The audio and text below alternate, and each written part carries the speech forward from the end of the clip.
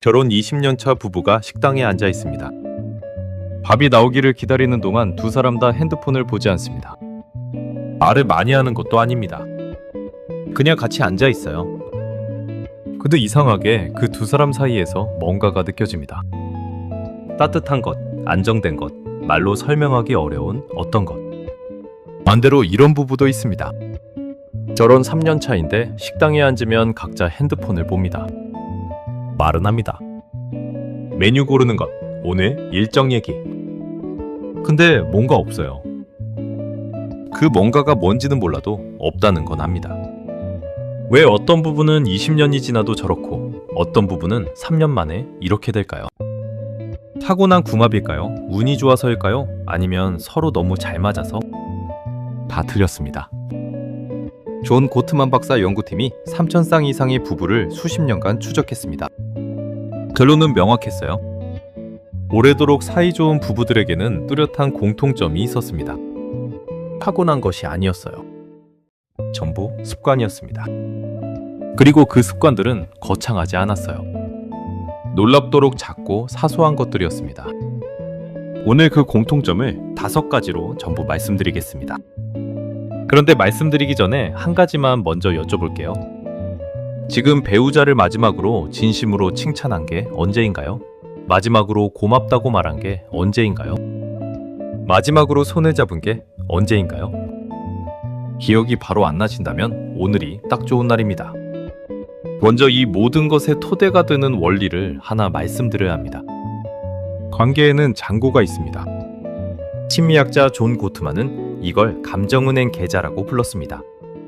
배우자에게 따뜻한 말을 하고 작은 것에 고마워하고 편을 들어주고 손을 잡아줄 때마다 이 계좌에 잔고가 쌓입니다. 반대로 비난하고 무시하고 혼자 결정하고 등을 돌릴 때마다 잔고가 빠집니다. 중요한 건 이겁니다. 잔고가 충분할 때는 큰 싸움을 해도 관계가 무너지지 않습니다.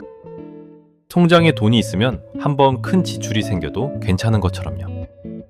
근데 잔고가 바닥난 상태에서는 작은 말 한마디에도 관계가 흔들립니다. 마이너스 통장에서 돈을 쓰는 것처럼요. 오래도록 사이좋은 부부들의 비밀은 잔고를 높게 유지한다는 겁니다. 큰 이벤트로 한 번에 채우는 게 아니에요. 매일 조금씩 작은 것들로 꾸준히 넣는 거예요. 오늘 이야기하는 5가지는 그 작은 입금들의 목록입니다. 첫 번째입니다. 오래 사이좋은 부부들은 싸울 때 상대방의 인격을 건드리지 않습니다. 이게 쉬운 것 같지만 실제로는 엄청난 훈련이 필요한 겁니다. 화가 나면 사람의 뇌는 자동으로 상대방 전체를 공격하도록 설계되어 있거든요. 이것도 생존 본능입니다. 위협을 느끼면 상대를 완전히 무력화하려는 반응이 올라오는 거예요. 그래서 이렇게 됩니다.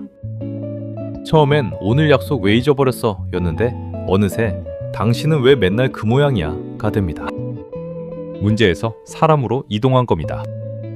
이 순간부터 싸움은 해결할 수 없는 싸움이 됩니다. 오늘 약속은 해결할 수 있어요. 근데 사람 자체가 문제가 되면 해결 방법이 없거든요. 보트만 연구팀은 이걸 비난이라고 불렀고 관계를 무너뜨리는 가장 파괴적인 패턴 중 하나로 분류했습니다. 비난은 상대방에게 이런 메시지를 보냅니다. 네가 한 행동이 문제가 아니라 네 존재 자체가 문제야. 이 메시지를 반복해서 받은 사람은 방어하거나 반격하거나 아니면 닫아버립니다. 세 경우 모두 관계가 멀어지는 방향입니다. 쉽게 비유하면 이렇습니다. 집에 문제가 생겼어요. 현명한 사람은 문제가 생긴 부분을 고칩니다. 근데 어떤 사람은 집 전체를 부숩니다. 그 안에 살 사람도 함께 있는데요. 화가 나서 집 전체를 부수면 나중에 살 곳이 없어지는 건 자기 자신이에요. 오래 사이좋은 부부들은 이 차이를 알고 있습니다. 당신이 한 그 행동이 나는 힘들었어와 당신은 왜 그 모양이야는 완전히 다른 말입니다. 첫 번째는 문제를 말하는 거고 두 번째는 사람을 공격하는 거예요. 2019년 캘리포니아 버클리 대학교 연구에서 갈등 상황에 비난 언어를 자주 쓰는 부부는 5년 내에 관계 만족도가 급격히 하락했고 문제 중심 언어를 쓴 부부는 오히려 갈등 후 관계가 더 단단해지는 경향을 보였습니다. 싸움 자체가 문제가 아니었어요. 싸우는 방식이 관계의 미래를 결정하고 있었던 겁니다. 오늘 이것만 해보세요. 다음번에 화가 치밀어 오를 때 말하기 전에 딱 한 가지만 확인하세요. 지금 내가 하려는 말이 문제를 향하고 있나, 사람을 향하고 있나. 그것만 확인해도 반은 달라집니다. 두 번째입니다. 이게 가장 단순하고 가장 강력합니다. 오래 사이좋은 부부들은 고맙다는 말을 10년이 지나도 아끼지 않습니다. 밥을 차려줘도 고맙고 출근해줘도 고맙고 그냥 옆에 있어줘도 고맙습니다. 이게 왜 어려우냐고요? 뇌 때문입니다.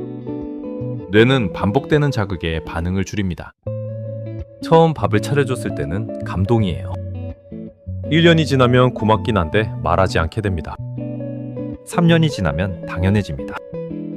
이걸 뇌과학에서는 습관화라고 부르는데 관계에서 이 습관화가 일어나면 상대방은 투명인간이 됩니다. 있어도 안 보이는 사람이요. 2015년 노스캐롤라이나 대학교 연구에서 배우자에게 감사 표현을 자주 하는 부부는 그렇지 않은 부부보다 관계 만족도가 높을 뿐 아니라 갈등 상황에서 회복 속도도 2배 이상 빨랐습니다. 감사 표현이 감정은행 계좌에 잔고를 쌓는 거라면 그 잔고가 위기 때 완충제가 되는 거예요. 쉽게 비유하면 이렇습니다. 화분에 물을 주는 걸 당연하게 여기면 어떻게 될까요? 물을 안 주게 됩니다. 관심이 사라지고 화분은 천천히 말라가요. 그리고 어느 날 갑자기 시들었다고 놀랍니다. 당연함이 관심을 없애고 관심이 없어지면 관계는 천천히 마릅니다. 오래 사이좋은 부부들이 하는 건 특별한 게 아닙니다. 당연한 것을 당연하게 보지 않는 거예요. 배우자가 오늘도 일을 나갔다는 것, 오늘도 밥을 차렸다는 것, 오늘도 옆에 있다는 것. 이것들이 얼마나 대단한 일인지 계속 기억하는 겁니다. 오늘 밤 자기 전에 이것만 해보세요. 배우자에게 오늘 고마웠던 것 한 가지만 말해보세요. 크지 않아도 됩니다. 오늘 저녁 차려줘서 고마워. 오늘도 고생했어. 딱 한마디면 됩니다. 말하기 어색하다면 문자로도 좋습니다. 그 한마디가 오늘 하루 감정은행에 동전 하나를 넣는 겁니다. 세 번째입니다. 여기서 많은 부부들이 놓칩니다. 오래 사이좋은 부부들은 어디서든 배우자의 편을 먼저 듭니다.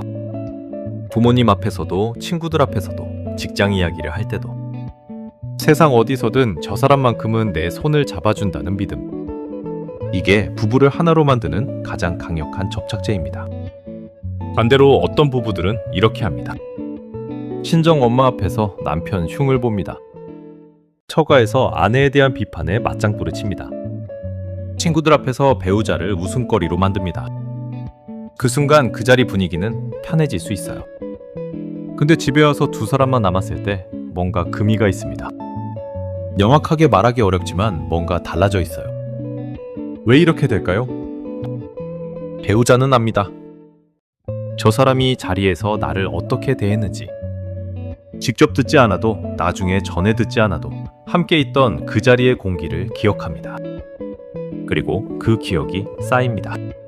2016년 UCLA 관계심리학 연구에서 배우자에 대한 공개적 지지를 자주 경험한 그룹은 그렇지 않은 그룹보다 관계 안정감이 평균 38% 높았고 이 안정감이 개인의 자존감과 사회적 자신감에도 유의미한 영향을 미쳤습니다. 파트너가 내 편이라는 확신이 세상을 대하는 태도까지 바꾸는 거예요. 쉽게 비유하면 이렇습니다. 팀 스포츠를 생각해 보세요. 같은 팀인데 경기 중에 상대팀 앞에서 동료를 비판하면 어떻게 될까요? 경기는 몰라도 그 팀은 끝납니다. 부부도 팀입니다. 외부 앞에서는 같은 팀이어야 합니다. 내부에서 의견이 달라도 외부 앞에서는 한 방향을 봐야 해요. 오해하지 마세요. 배우자가 틀렸을 때도 무조건 편을 들라는 게 아닙니다. 단지 공개적인 자리에서 먼저 편을 드는 습관을 갖는 거예요. 내부에서 의견은 나눌 수 있어요. 근데 외부에서 팀이 먼저입니다. 오늘 이것만 해보세요. 오늘 누군가에게 배우자 이야기를 할 일이 생기면 한 가지 장점을 먼저 말해보세요. 흉보고 싶은 마음이 들더라도 딱 한 가지 좋은 점을 먼저. 그 말이 나중에 배우자에게 전해질 수도 있고 전해지지 않아도 여러분이 배우자를 바라보는 시선이 달라집니다. 네 번째입니다. 이게 진짜 반전입니다. 오래 사이좋은 부부들은 모든 걸 함께하려 하지 않습니다. 많은 사람들이 사이좋은 부부는 항상 함께 있을 거라고 생각합니다. 같이 운동하고, 같이 드라마 보고, 같이 쇼핑하고. 근데 실제로 오래도록 사이좋은 부부들을 보면 각자의 시간이 있습니다. 배우자 혼자 친구를 만나고, 혼자 취미를 즐기고, 혼자 쉬는 시간을 서로 기꺼이 허락합니다. 왜 이게 중요할까요? 뇌는 늘 같은 자극에 반응이 줄어든다고 했죠. 이게 사람에게도 적용됩니다. 24시간 함께 있으면 서로가 공기처럼 됩니다. 공기가 소중한 줄은 알지만 고맙다는 생각은 잘 안 하잖아요. 없어 봐야 알거든요. 반대로 각자의 시간이 있으면 어떻게 될까요? 다시 만났을 때 할 이야기가 생깁니다. 오늘 재밌는 일이 있었어? 오늘 이런 생각을 했어. 보고 싶었어. 이런 말들이 자연스럽게 나와요. 거리가 있어야 그리운 법이거든요. 2020년 덴마크 코펜하겐 대학교 연구에서 파트너와의 분리, 시간이 적절히 보장된 부부는 함께하는 시간의 질이 그렇지 않은 부부보다 유의미하게 높았습니다. 함께하는 양이 아니라 함께하는 질이 관계를 결정했던 거예요. 쉽게 비유하면 이렇습니다. 음악을 생각해 보세요. 소리만 있으면 음악이 아닙니다. 소리와 소리 사이에 침묵이 있어야 음악이 됩니다. 쉼표가 없으면 소음이에요. 부부 사이도 똑같습니다.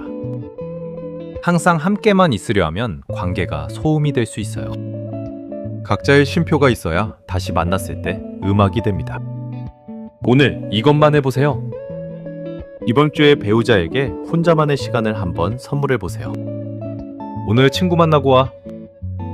나는 괜찮아. 혹은 오늘 나 혼자 있을 테니까 쉬다 와. 이 한마디가 상대방에게 두 가지를 동시에 줍니다.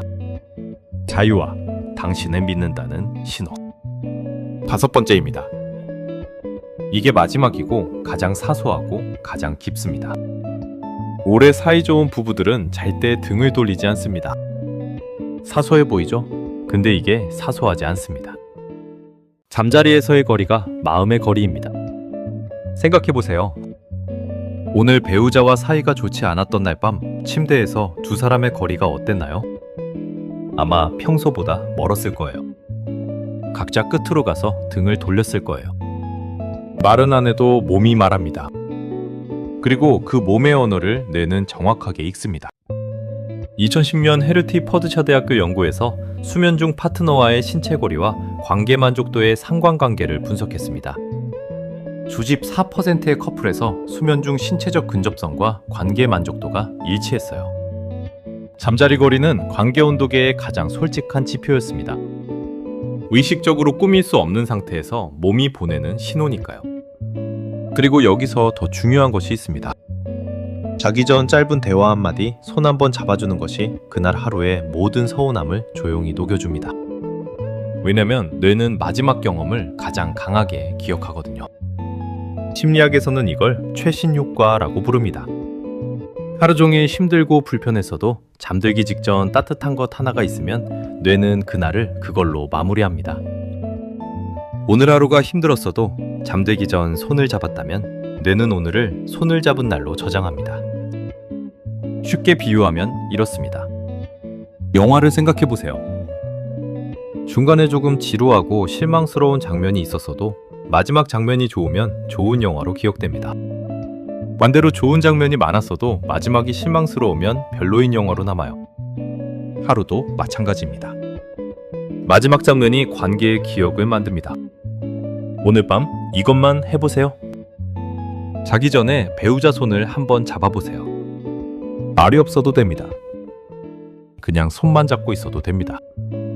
그 온기 하나가 오늘 하루치 감정은행에 들어가는 마지막 동전입니다. 자, 5가지를 전부 말씀드렸습니다.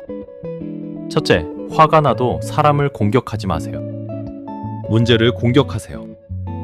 당신이 한 그 행동이지 당신은 왜 그 모양이야 가 되어선 안 됩니다. 둘째, 고맙다는 말을 아끼지 마세요. 당연한 것에 감사하는 습관 하나가 관계의 온도를 평생 유지시켜줍니다. 셋째, 어디서든 배우자의 편을 먼저 드세요. 세상 어디서든 저 사람만큼은 내 손을 잡아준다는 믿음이 부부를 하나로 만듭니다. 넷째, 각자의 시간을 허락하세요. 숨통이 트여야 다시 마주했을 때 반갑습니다. 붙어 있으려 할수록 오히려 멀어집니다. 다섯째, 자기 전 손을 한번 잡아주세요. 잠자리에서의 거리가 마음의 거리입니다. 오늘 하루의 모든 서운함을 그 온기 하나가 조용히 녹여줍니다. 이 5가지의 공통점이 보이시나요? 전부 오늘 밤 당장 할 수 있는 것들입니다. 특별한 날이 필요하지 않아요. 비싼 선물이 필요하지 않아요. 관계는 특별한 이벤트로 만들어지지 않습니다. 평범한 하루하루의 작은 선택들이 쌓여서 20년이 되는 거예요. 그리고 이것 하나는 꼭 기억해 주세요. 지금 이 5가지 중에 하나라도 오래 못한 게 있다면 그게 관계가 나쁜 게 아닙니다. 바쁜 일상에서 잊혀진 것들이에요. 지금 알았으면 오늘부터 하나씩 다시 시작하면 됩니다. 오늘 밤 잠들기 전에 댓글로 알려주세요. 5가지 중에서 오늘 당장 해보고 싶은 게 뭔지, 혹은 오늘 밤 실제로 해봤다면 어땠는지. 여러분의 한마디가 같은 고민을 하고 있는 누군가에게 가장 따뜻한 신호가 될 겁니다. 50운 이야기, 마시의 심리학이었습니다. 오늘 영상이 도움이 되셨다면 지금 이 내용이 필요한 한 분에게 공유해주세요. 결혼을 앞둔 분에게, 결혼한 지 얼마 안 된 분에게, 그리고 오랜 시간이 지나 조금 멀어진 것 같은 분에게요. 구독과 좋아요는 더 깊은 컨텐츠를 만드는데 큰 힘이 됩니다.